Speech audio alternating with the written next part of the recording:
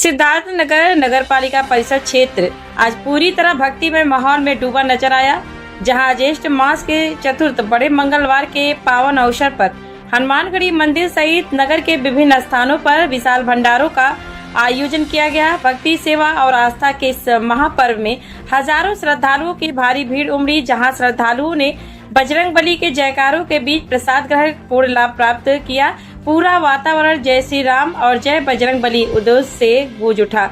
इस पावन अवसर पर सांसद जगदम्बिका पाल विशेष रूप से श्रद्धालुओं के बीच पहुंचे। सांसद ने स्वयं प्रसाद वितरण कर भक्तों को बड़े मंगल की शुभकामनाएं दी और समाज में प्रेम, सेवा और सद्भाव का संदेश दिया।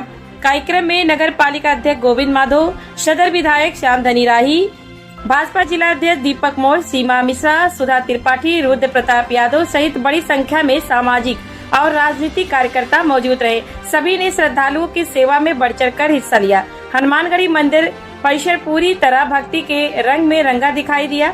श्रद्धालुओं के लिए प्रसाद, शीतल जल और अन्य व्यवस्थाएं भी की गई थी। देर रात तक चलता रहा यह विशाल भंडारा श्रद्धा, सेवा और सामाजिक एकता की अद्भुत मिसाल बन गया।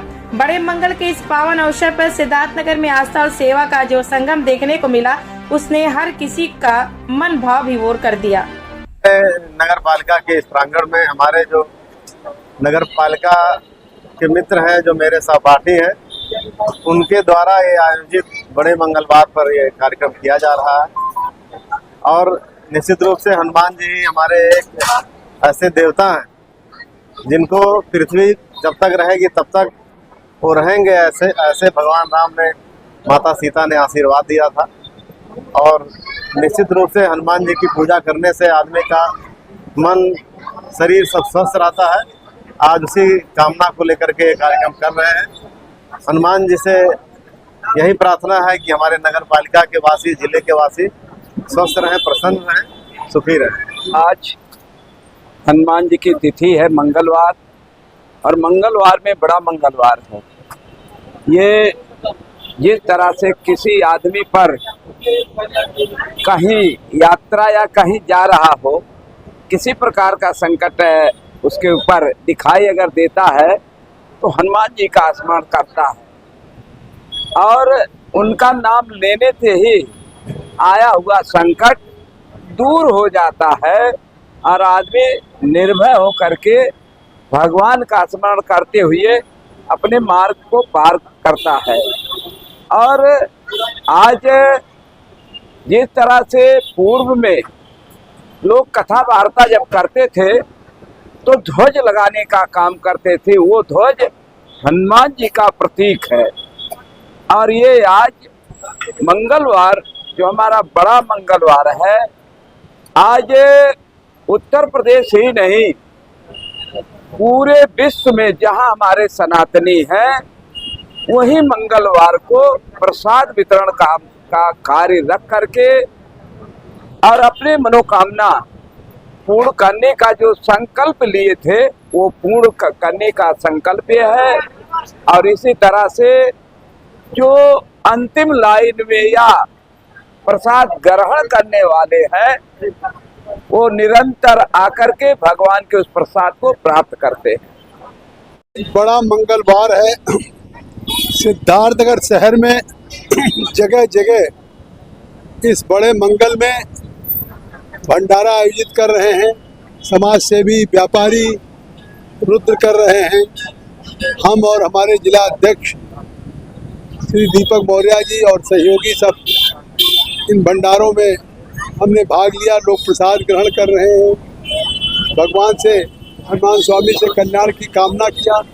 और आज का कितना ऐतिहासिक दिन है कि 26 मई 2014 को प्रधानमंत्री नरेंद्र मोदी ने शपथ लिया था पहली बार।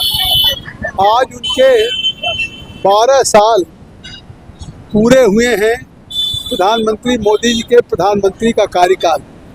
तो उसके लिए भी मैं पिछले 12 वर्षों में जिस तरह से सेवा, सुशासन और कल्याण के लिए काम किया है, निश्चित तौर से आज प्रधानमंत्री के नेतृत्व में भारत दुनिया की उस 11वें आर्थिक पायदान से चौथे आर्थिक पायदान पे आया है और दुनिया की इकोनॉमी में India is becoming one of the fastest growing economy.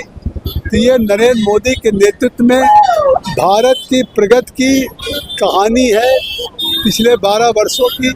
आज उनके 12 वर्ष के प्रधानमंत्री का कार्यकाल पूरा हुआ है, उसके लिए मैं बहुत बहुत बधाई देता हूँ।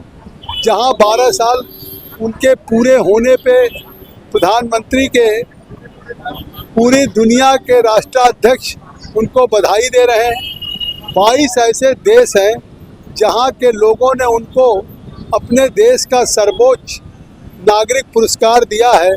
वहीं तमिलनाडु और बंगाल की चुनाव के हार के बाद कांग्रेस के नेता राहुल गांधी की बौखलाहट ये है कि आज वो भारत के प्रधानमंत्री के खिलाफ अमर्यादित शब्दों का प्रयोग कर रहे हैं।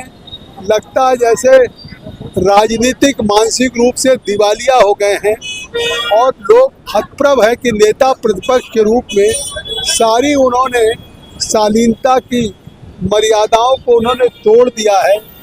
निश्चित तौर से ये उनकी जो बौखलाहट और जिस भाषा का उपयोग कर रहे हैं, आने वाले दिनों में इसका परिणाम 2027 को भी मिलेगा।